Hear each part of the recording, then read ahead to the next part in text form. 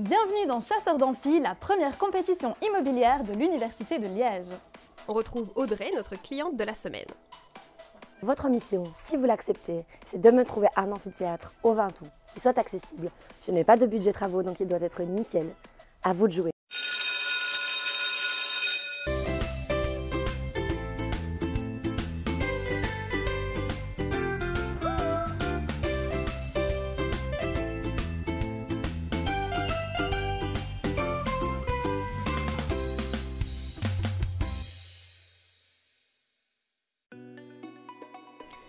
Véritable self-made man, Vincent s'est lancé dans l'immobilier à l'âge de 15 ans. Il est prêt à tout pour vendre son amphithéâtre à Audrey. Bonjour, enchanté. Aurélie. Audrey, enchantée. Excusez-moi, pardon. Ouais. Vous venez pour le Wilmot, je présume? C'est pas Kurt? Ouais, effectivement. Enfin, c'est pareil, vous verrez, c'est du pareil au même, hein, les deux. Bon, allez, comme.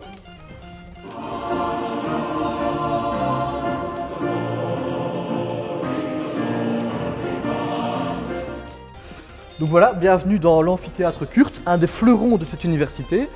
Comme vous pouvez le constater, il est assez grand, il y a de la place, idéalement situé, n'est-ce pas? Proche de la bibliothèque du 20 août, proche de la cafétéria, donc idéal pour aller vous chercher un petit café et vous octroyer une petite pause clope pendant votre pause. Super. L'amphithéâtre a l'air super grand, ça a l'air vraiment sympa. Je me réjouis de voir ce que Vincent m'a concocté. Je vous en prie, après vous. Ah oui, il y a beaucoup de place, mais pas beaucoup de sièges. Mais figurez-vous que c'est fait exprès, parce que l'absence de siège permet de maintenir une distance entre les élèves, et par les temps qui courent, c'est peut-être pas une mauvaise chose. Pas terrible, hein, les sièges cassés. Vincent n'assume pas les défauts de son bien, mais je crois qu'Audrey n'est pas dupe. Donc, alors, vous pourrez aussi admirer ici de nombreux dessins. Alors sachez que toutes ces petites œuvres témoignent du génie créatif qui a habité des générations d'étudiants qui ont fréquenté cet amphithéâtre. Mais voyons. J'appelle plutôt ça de la dégradation matérielle, mais bon. Et figurez-vous que le grand Marc Van Ness lui-même a fréquenté cet amphithéâtre pendant ses études. Oh. Rien à voir, j'y pense. Vous avez des prises? Bien sûr, il y en a une. Je vous montre ça. Juste ici. Alors figurez-vous que c'est super pratique parce que ça vous permet de brancher votre ventilateur quand vous faites passer les examens aux élèves en été. Une merveille. Et tant en juin qu'en août. Hein. Je commence vraiment à en avoir marre, il n'y a rien qui fonctionne, rien qui va, et l'argent commence vraiment à devenir désagréable. Et ça ne va pas s'arranger, loin de là.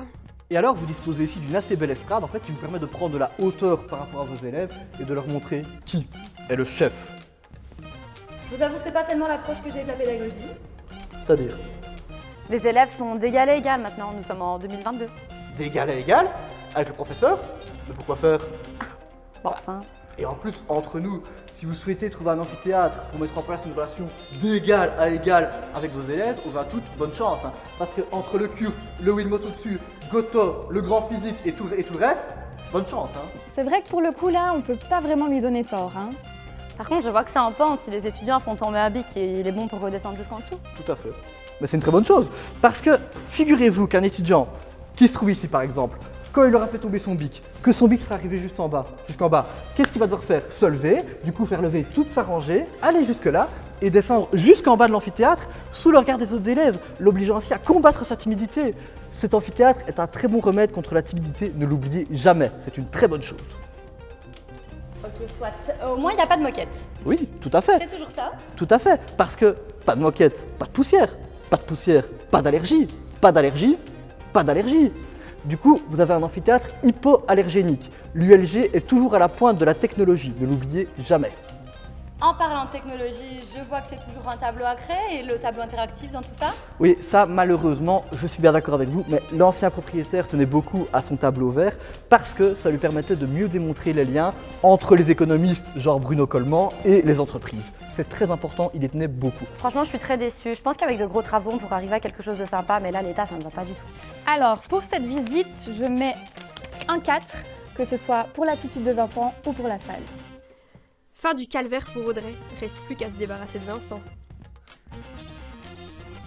Et alors figurez-vous que Didier Renders lui-même et Loreton Collins ont également fréquenté cet amphithéâtre pendant leurs études en 1912 avant Jésus-Christ. Donc, preuve que cet amphithéâtre ne date pas d'hier, mais comme vous voyez, il n'a rien perdu de sa superbe, il est toujours aussi beau.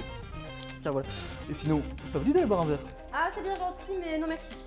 Vous êtes sûr? Ah oui. Bah, tout petit verre, il n'y en a pas pour longtemps, hein. Non, ça ira. Certaine? Oui. Sans regret? C'est la fin de la semaine pour nos agents immobiliers qui, de Lucas, Mélanie, Thomas, Vincent ou Nicolas, aura su conquérir le cœur d'Audrey. Vous vous demandez d'ailleurs sûrement où est Nicolas? Eh bien, notre coureur cycliste en herbe a été victime d'un accident qui l'a empêché de prendre part à la fin de la semaine. Retournons à nos agents immobiliers. Du coup, le bien que je vais choisir est...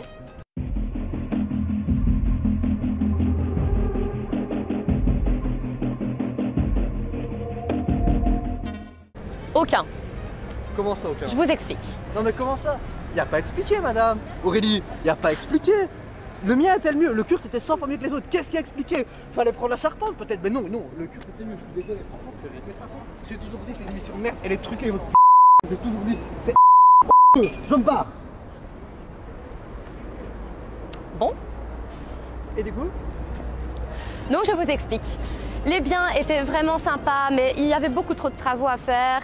Au niveau du matériel, c'était assez dégradé, il faut qu'on se le dise, assez vieillot. Finalement, à la Grand Poste, je suis pas si mal.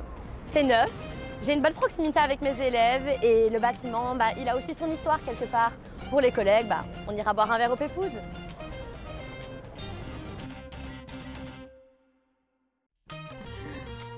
Mauvaise semaine pour nos agents, aucun d'entre eux n'a su convaincre Audrey. Pas grave, ils pourront se rattraper la saison prochaine en essayant de trouver pour un étudiant un cote en bon état à Saint-Gilles.